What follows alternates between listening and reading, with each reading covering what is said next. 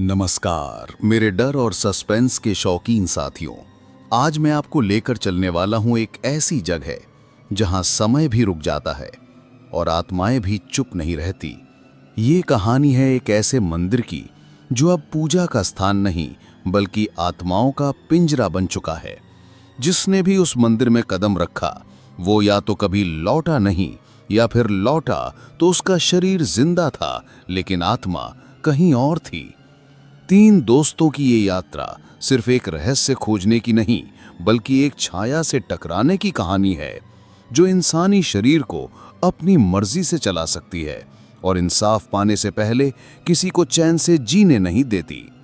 क्या वे उस शापित मंदिर के रहस्य को सुलझा पाएंगे या फिर बन जाएंगे उसकी अगली कैद में फंसी आत्मा? ये जानने के लिए बने रहिए हमारे साथ। और हाँ, अगर आपको डर पसंद है तो मेरे चैनल को जरूर सब्सक्राइब करें। गुलशन हॉरर स्टोरी के साथ जुड़ें क्योंकि असली डर अभी बाकी है। अर्जुन, रिया और मयंक तीनों बचपन से ही बहुत अच्छे दोस्त थे और अब साथ मिलकर एक यूट्यूब चैनल चलाते थे जिसमें वे भारत की डरावनी और रहस्यमयी जगहों की हकीकत उजागर करते थे। उनका चैनल अब धीरे धीरे लोकप्रिय हो रहा था और लोग उन्हें देश भर से अजीब अजीब जगहों की जानकारी भेजते रहते थे। एक दिन उन्हें राजस्थान के एक छोटे से गांव से एक ईमेल आया जिसमें लिखा था कि यहाँ एक प्राचीन मंदिर है जो अब वीरान पड़ा है और गांव वाले कहते हैं कि वहाँ कोई नहीं जाता। जो गया वो या तो वापस नहीं लौटा या पागल हो गया। अर्जुन ने तुरंत लोकेशन निकाली और तीनों दोस्तों ने बिना देरी किए उस जगह जाने की योजना बनाई। गांव तक पहुंचने में उन्हें 2 दिन लगे। रास्ता बिल्कुल सुनसान था और आखिरी का हिस्सा तो इतना वीरान था कि मोबाइल नेटवर्क भी बंद हो गया था। जब वे गांव पहुंचे तो वहां के लोग उन्हें देखकर चौंक गए। किसी ने खुशी नहीं जताई बल्कि सब ने डर भरी आंखों से देखा और जब उन्होंने मंदिर का नाम लिया तो एकदम सन्नाटा छा गया। गांव के बुजुर्ग ने कहा कि बेटा, उस मंदिर का नाम मत लो, उस पर शाप है। सालों पहले वहां एक बड़ी बलि दी गई थी और तब से वहां आत्माएं भटक रही हैं। वहां पूजा अधूरी रह गई और अब जो भी उसकी सीमा में जाता है वह खुद को खो देता है। लेकिन अर्जुन और उसके दोस्तों ने इन बातों को लोक कथा समझकर नजरअंदाज कर दिया और अगली सुबह उस मंदिर की तरफ निकल पड़े। रास्ता टूटा फूटा था और चारों तरफ सूखे पेड़ खड़े थे जैसे हर पेड़ कुछ कह रहा हो। आसमान बादलों से ढका हुआ था और हवा में अजीब सी ठंडक थी। मंदिर तक पहुंचते पहुंचते सूरज भी बादलों में छिप गया और अचानक माहौल और भी डरावना हो गया। मंदिर बहुत पुराना था, उसके पत्थर काले पड़ चुके थे और दरवाजे पर टूटी हुई घंटियां लटक रही थीं जिनसे धीमी धीमी आवाजें आ रही थीं। जैसे ही तीनों ने मंदिर के मुख्य द्वार के पास कदम रखा, मंदिर के अंदर से एक बहुत धीमी पर साफ आवाज आई, जैसे किसी औरत ने कहा हो, मेरी नींद क्यों तोड़ी। मंदिर के अंदर अंधेरा था लेकिन दीवारों पर अब भी कुछ मंत्र खुदे हुए थे जो हल्की नीली रोशनी में चमक रहे थे। अर्जुन ने कैमरा ऑन किया और रिया ने टॉर्च जलाई। जैसे ही उन्होंने गर्भगृह की ओर कदम बढ़ाया, मंदिर के दरवाजे अपने आप पीछे से बंद हो गए। मंदिर के अंदर का माहौल अचानक बदल गया। हवा जैसे भारी हो गई और सबको ऐसा महसूस हुआ जैसे कोई उन्हें देख रहा है। गर्भगृह के पास पहुंचकर उन्होंने देखा कि वहां एक टूटा हुआ दीपक पड़ा था जिसके पास राख और खून के सूखे चीटे थे और दीवार पर लिखा था, पूजा अधूरी थी इसलिए अब हर आत्मा अधूरी है। तीनों डर गए लेकिन अर्जुन ने कहा कि अब जब आ ही गए हैं तो इस रहस्य को जानकर ही लौटेंगे। उन्होंने तय किया कि अब वे इस मंदिर के हर कोने की तलाश करेंगे और पता लगाएंगे कि यहाँ सच में क्या हुआ था। मंदिर के गर्भगृह के भीतर घुसते ही ऐसा महसूस हुआ जैसे वे किसी और ही समय में प्रवेश कर गए हों। वहां ना कोई पंक्ति थी, ना कोई मूर्ति, सिर्फ पत्थरों से बने अंधेरे कमरे थे और उन दीवारों पर उकेरे गए चित्र अब भी एक अधूरी कहानी कह रहे थे। रिया ने कैमरे से उन चित्रों को रिकॉर्ड करना शुरू किया। तभी मयंक ने देखा कि एक चित्र में एक महिला को बलि चढ़ाया जा रहा है और उसके पास एक दीपक रखा है जो बुझा हुआ दिखाया गया है। उस चित्र में औरत के चेहरे पर ऐसा डर था जो शब्दों में बयान नहीं किया जा सकता था। जैसे ही रिया ने दीपक को हाथ में उठाया, मंदिर की जमीन थोड़ी कांपने लगी और उस कमरे के पिछले हिस्से में एक दरार से एक अजीब सी हवा निकलने लगी। तीनों उस दरार के पास पहुंचे तो वहां एक पत्थर हटाकर नीचे की तरफ जाती एक संकरी सुरंग दिखाई दी। वो सुरंग बेहद संकरी थी और इतनी अंधेरी कि टॉर्च की रोशनी भी अंदर जाते ही जैसे निगल ली जाती थी।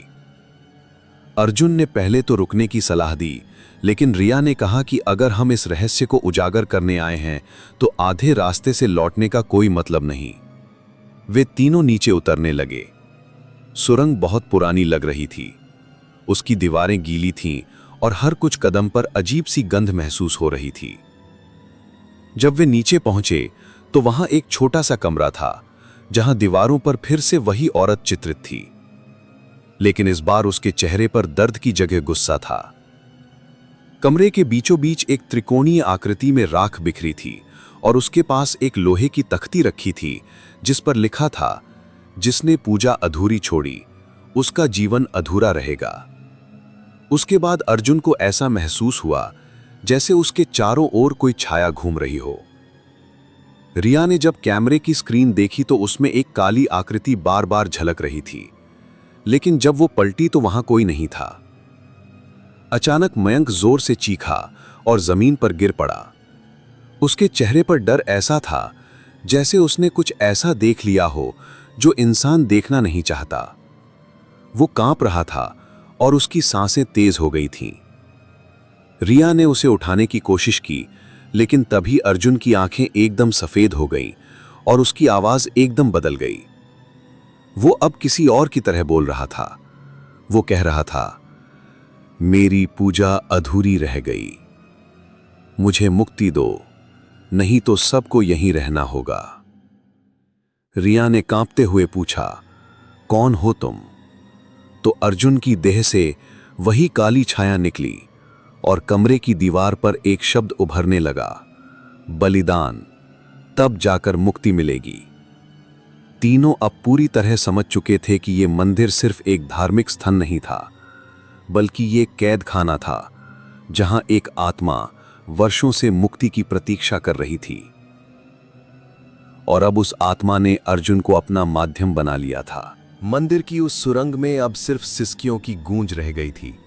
अर्जुन की आंखें अब भी सफेद थीं और वो अपने आप ही संस्कृत जैसी भाषा में कुछ बड़बड़ा रहा था। मयंक धीरे धीरे होश में आ रहा था, लेकिन उसकी हालत अब भी ठीक नहीं थी। रिया ने दीपक को उठाया और मंदिर में लिखे उन शब्दों को फिर से ध्यान से देखा।